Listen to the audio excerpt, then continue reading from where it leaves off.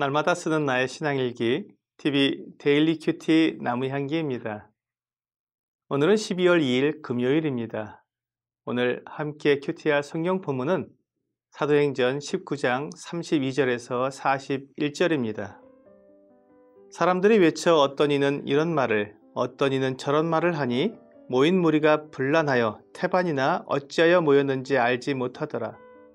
유대인들이 무리 가운데서 알렉산더를 권하여 앞으로 밀어내니 알렉산더가 손짓하며 백성에게 변명하려 하나 그들은 그가 유대인인 줄 알고 다 한 소리로 외쳐 이르되 크다 에베소 사람의 아데미여 하기를 2시간이나 하더라.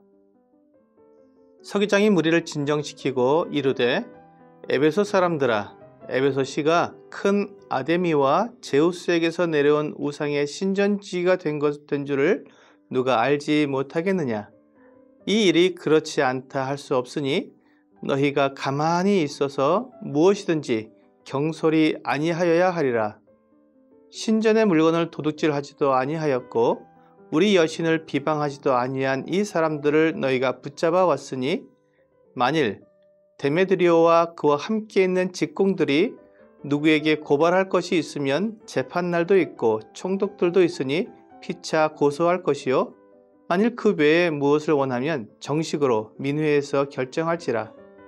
오늘 아무 까닭도 없는 이 일에 우리가 소요 사건으로 책망받을 위험이 있고 우리는 이 불법 집회에 관하여 보고할 자료가 없다 하고 이에 그 모임을 흩어지게 하니라. 군중심리라는 말이 있습니다. 많은 사람이 모여있을 때 자제력을 잃고 쉽사리 흥분하거나 다른 사람의 언동에 따라 행동하는 그 일시적이고 특수한 심리 상태를 말합니다. 오늘날 우리나라뿐만 아니라 세계 여러 나라에서 들려오는 많은 사건, 사고 중에는 이러한 군중심리 때문에 일어나는 사고들이 많이 있습니다. 혼자 있을 때에는 생각할 수도 없는 일들을 많은 사람들이 모여 동조하게 되면 하게 되는 것입니다. 이렇게 모인 군중 속에는 왜 이런 일을 하는지 알지 못한 채 다른 사람들이 하니까 따라서 하는 사람들도 있습니다. 꽃들에게 희망을 이라는 동화가 있습니다. 인생의 목적을 찾던 줄무늬 애벌레가 꼭대기로 올라가는 애벌레들을 보고 마침 만난 다른 애벌레에게 묻습니다. 지금 왜들 이러고 있는지 너는 아니? 나도 방금 도착했어. 아무도 설명해 줄 만한 시간적 여유가 없는 모양이야. 저렇게들 어딘지 꼭대기로 올라가려고 바쁘게 야단들이니 말이야. 줄무늬 애벌레가 다른 애벌레들처럼 꼭대기로 올라가려고 다른 애벌레들 사이를 비집으면서 다시 말합니다. 꼭대기에는 무엇이 있니? 우리는 어디로 가고 있는 것이지? 그때 노랑 애벌레가 숨을 헐떡이면서 나도 모르겠다. 그리고 생각해 볼 틈도 없고 라고 대답합니다. 이 동화는 많은 생각을 하게 만들어 줍니다. 그리고 그와 비슷한 사건이 오늘 본문에도 나옵니다. 은장색 데메드리오가 사람들을 충동시켜서 소동을 일으켰습니다.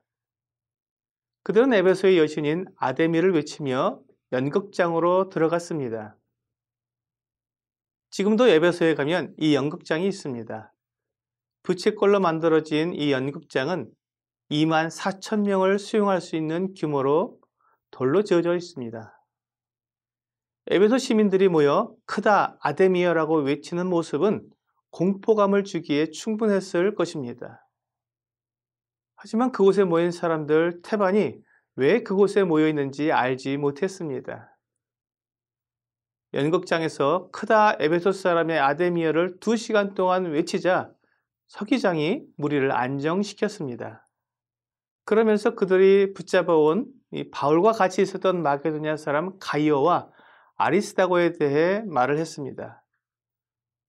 그들이 신전 물건을 도둑질하지도 않았고 여신을 비방하지도 않았는데 이렇게 하는 것은 불법 집회라고 말한 것입니다. 그리고 무엇에 대해서 고소하려면 정식으로 재판을 청구하라고 하면서 무리를 흩어지게 했습니다. 몇 시간씩 목청껏 아데미를 외친 사람들에게는 너무나 허무한 결론이었을지 모릅니다. 아무런 목적도 알지 못한 채 무작정 다른 사람들을 따라 행한 일의 결국은 다 이와 같습니다. 허무하고 인생을 낭비하게 되는 것입니다. 그래서 우리는 경솔하게 행하지 않아야 합니다. 우리의 인생은 연습이 없습니다. 이유도 목적도 없이 그 결국을 알지 못한 채 남들이 가는 길을 무작정 따라가는 삶은 너무나 경솔한 행동입니다. 사탄은 사람들의 눈을 가리고 귀를 막고는 돈이나 명예, 권력을 좇게 만듭니다.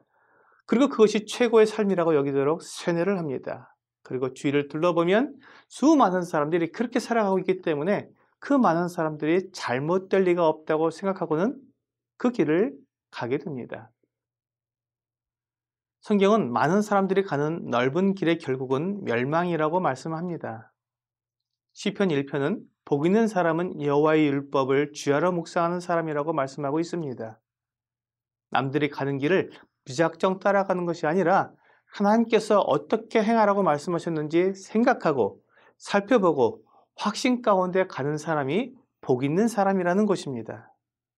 마치 베레아 사람들이 바울의 복음을 듣고 그것이 그러한가 하여 날마다 성경을 상고한 것처럼 하나님의 말씀으로 내가 가는 길을 확인해 보아야 경솔하게 삶을 낭비하지 않게 됩니다.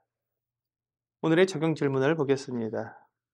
내가 가고 있는 길이 하나님께서 인정하시고 하나님께서 기뻐하시는 길입니까? 하나님께서 인정하시고 기뻐하는 길인지 확인할 수 있는 방법은 성경으로 내 삶을 비춰보는 것뿐입니다. 하나님 말씀을 기준으로 살아가는 사람은 하나님을 기쁘시게 하는 삶을 살게 됩니다. 하지만 세상이 기준이 되고 다른 사람들이 다 하는 일이 기준이 되면 하나님을 기쁘시게 할 수 없습니다. 오늘 나의 삶을 진리이신 하나님의 말씀에 비춰보면서 진리 가운데 확신으로 살아가는 여러분과 제가 되기를 주 예수님의 이름으로 기도합니다.